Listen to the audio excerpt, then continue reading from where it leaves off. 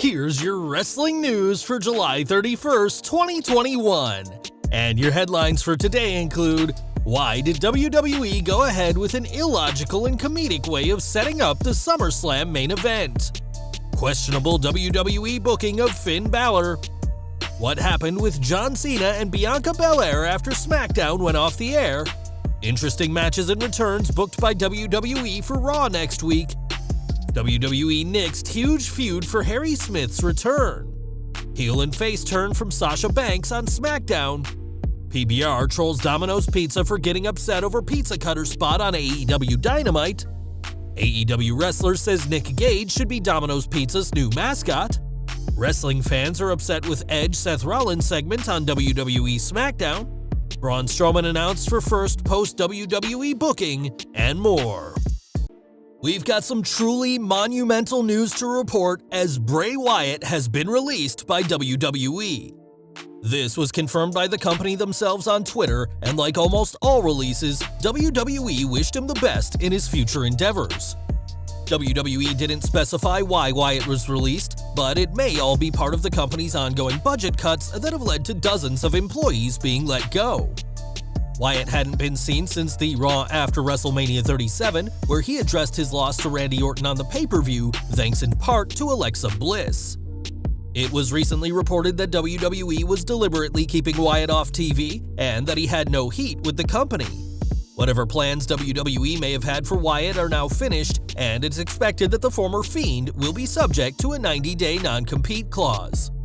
Wyatt leaves WWE a former Raw Tag Team Champion, WWE Champion, and two-time Universal Champion. And after 2 years as arguably the company's most popular star, his release has come as a shock to everyone. We're kicking off today with SmackDown, and much like last week, this week's show opened with a John Cena promo as he continued to talk trash and make some not-so-clever comebacks at Roman Reigns. In one of the funniest segments in recent memory, Cena failed to recognize Baron Corbin, and it was only until he got close did he recognize the man he faced back at SummerSlam 2017. Not wanting to kick a man while he's down, Cena gave Corbin whatever little cash he had on him, a generous act Corbin didn't appreciate.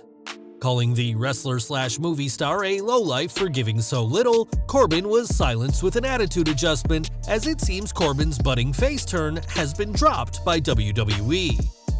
While we assumed that the Roman Reigns vs. Finn Balor match announced during last week's SmackDown would happen this week, WWE announced that a contract signing would make that match official for SummerSlam. And the Tribal Chief even sat by Balor, showing he has more respect for him than Big Match John. Saying he'll be happy to beat down Balor on August 21st, Reigns gladly signed the contract, threatening to send Balor back to NXT. In response, the Prince said he'd be thrilled to return to the gold brand as Universal Champion again, but that wasn't meant to be. Before he could put ink to paper in what may be the funniest contract signing ever, Corbin attacked Balor before Cena made the save. But it was the 16-time WWE World Champion who signed the contract, much to the bewilderment of Roman Reigns. After the segment, Adam Pearce and Sonya Deville confirmed to an irate Paul Heyman that since Cena's name is on the dotted line, it'll be Cena vs. Reigns at SummerSlam for the Universal title. Now, we're no lawyers, but wouldn't a contract already have the names of the wrestlers in the paperwork? And if so, how can Cena's signature, where it clearly says Finn Balor's name on it, make it official? All we know is that Balor won't have a title opportunity yet, and we're questioning why WWE would tease such a huge match only for it to be taken off the table. It was speculated that Balor vs. Corbin would happen at SummerSlam, but that match has now been announced for next week. If Balor is destined to have a Universal title shot, he'll have to wait until after SummerSlam, in a bizarre booking decision for the popular superstar who only returned a few weeks ago. Cena vs. Reigns will no doubt be an excellent match, but the contract signing wasn't the last time fans in the arena saw Cena last night. After the show, Cena had a little moment with Bianca Belair as he passed her on the ramp and showed respect to the EST of WWE. After this, Cena teamed with the Mysterios to face Reigns and the Usos, and it was the Faces who won thanks to an AA on Jimmy Uso. Cena interacting with Belair was a cool past meets present moment for the fans in the arena to see, as even the 16-time WWE World Champion respects the Smackdown Women's Champion. Over to Raw next, as Monday's show will continue on the road to SummerSlam, and we'll see an appearance by Bill Goldberg. That's been confirmed by WWE, who have said that Goldberg will respond to WWE Champion Bobby Lashley, who has refused the Hall of Famer's SummerSlam challenge. It's expected that the match will be made official on next week's show, as Goldberg is only scheduled for one more appearance on the Raw before SummerSlam. Monday's Raw will also see a non-title rematch between Raw Women's Champion Nikki ASH and Charlotte Flair, this time under no-holds-barred rules. Strangely, this match is being billed as another women's title contenders match, where Flair can earn a shot at the gold if she beats Nikki, despite Charlotte, alongside Rhea Ripley, already having a title shot against the champ at SummerSlam. Raw Tag Team Champion Omos will face Riddle on Monday in Chicago, where Randy Orton is slated to appear in a dark match in what will be a huge 3-hour show on the road to the biggest party of the summer. Earlier this month, WWE saw the return of Harry Smith, aka Davey Boy Smith Jr., who competed in a dark match before the first Smackdown back with live fans. Since then, Smith hasn't appeared on a televised Smackdown, but plans have changed greatly since he first started talking about a return to WWE. In the Wrestling Observer newsletter, it's noted that Smith signed his return in April, but was asked to keep quiet by WWE, and that the original plan was for him to stay in his native United Kingdom. He had met with Tony Khan at a party, and Jim Ross has always been a big proponent of his. The original idea was for the NXT UK brand and be the top UK babyface and feud with Walter over the title, but COVID changed all that. Laurinaitis pushed hard for him to be on the main roster, and Vince wanted him on SmackDown. Now Smith is on SmackDown, but that could all change, as Vince McMahon is known for changing his mind with a superstar's direction at a moment's notice. More from SmackDown, as Bianca Belair was set to be interviewed by Kayla Braxton before the pair were quickly interrupted by Zelina Vega and Carmella.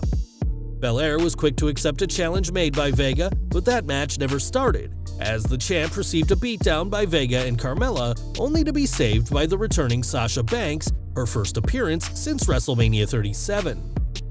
Returning as a face, Banks and Belair were booked to face Carmella and Vega later in the night by Sonya Deville, and, as expected, the faces got the win, with Banks making Carmella tap. All was going well with the post-match celebration until Banks nailed the SmackDown Women's Champion with a backstabber and an attack, and ended the show holding the title in the air. Turning face and turning heel on the same night is something we rarely see in WWE, but Banks' return was a much-needed boost to SmackDown's women's division. We expect that their title match will come at SummerSlam after what was undoubtedly one of the best parts of this week's show. Over to AEW, as this week's Dynamite saw a bloody no-rules match between Nick Gage and Chris Jericho, which wasn't to everyone's taste. During a spot where Gage used a pizza cutter, a commercial for Domino's Pizza aired, causing the international fast food chain to threaten to pull ads from AEW programming. Jon Moxley knows a thing or two about unique weapons, and during an appearance on Cincy 360, he gave some advice to Domino's, saying, "Domino's Pizza needs to chill out. They need to chill, man. It was a coincidence. You know what? Jump on the bandwagon, man. You don't think Nick Gage can sell some pizzas for you? Come on. You know that the Noid is played out at this point, and you're bringing back the Noid? Come on." For our younger viewers, the Noid was an advertising character Domino's had in the 1980s, but Moxley clearly feels the sight of Nick Gage slicing people open will help Domino's shift more pizzas. Domino's didn't find the fact that their commercial aired during a pizza cutter spot funny at all, but Pabst Blue Ribbon have been able to see the funny side of all this.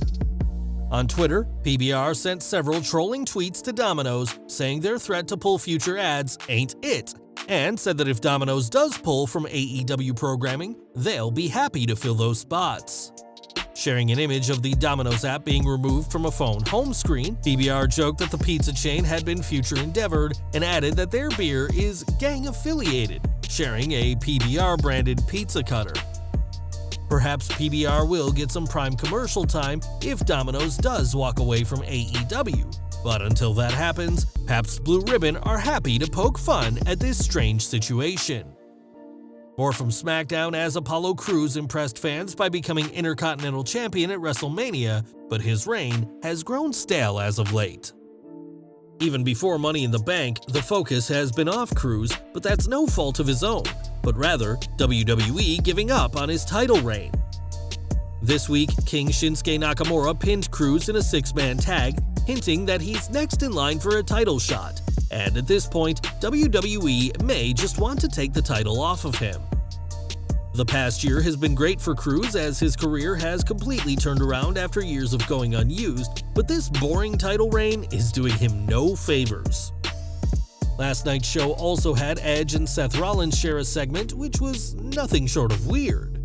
After the Rated R Superstars entrance, which never fails to pump up fans, WWE cut to commercial, and when we came back to SmackDown, Rollins had already attacked Edge.